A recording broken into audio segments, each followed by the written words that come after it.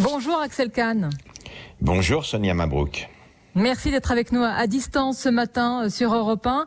C'est une molécule qui suscite espoir et doute. L'hydroxychloroquine ne sera utilisée que dans un cadre hospitalier, sur décision médicale collégiale et uniquement, Axel Kahn, sur des cas graves. Qu'est-ce que vous pensez de l'encadrement très strict de cette molécule ?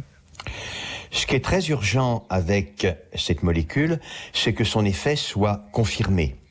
Aujourd'hui, il y a une piste, un espoir.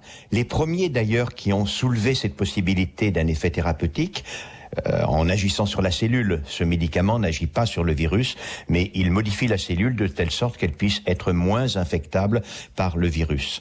Ce sont les Chinois, mais avec une très très petite étude.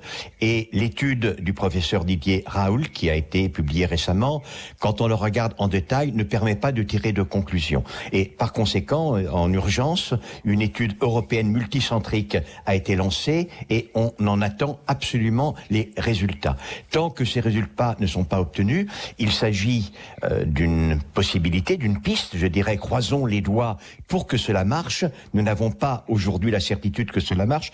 Par ailleurs, le médicament qui est très connu et utilisé chez les personnes atteintes de maladies inflammatoires, le lupus, notamment sous le nom de Plaquenil, aux fortes doses où on l'utilise, connaît une certaine toxicité cardiaque notamment, et on voit bien qu'il faut faire attention quand on l'utilise, en particulier chez des personnes âgées. On entend bien votre prudence, Axel Kahn, mais dans une telle crise sanitaire inédite, est-ce qu'il faut continuer à privilégier le principe de précaution malgré l'urgence vitale, malgré les morts, jour après jour ? Je crois qu'en l'occurrence, les tests qui sont menés sont des tests en urgence. Il ne s'agit pas de faire une étude académique classique qui va durer des mois.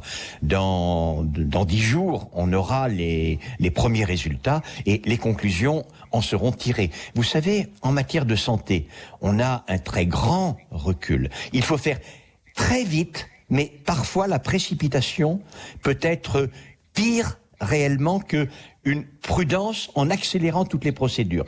Donc, à l'heure actuelle, oui, il y a une perspective. Il y a d'autres molécules également qui sont relativement prometteuses. Il faut très, très, très rapidement les tester. J'espère que cela va marcher. Si vous me demandez à ce jour si j'ai la certitude que cela va marcher, non.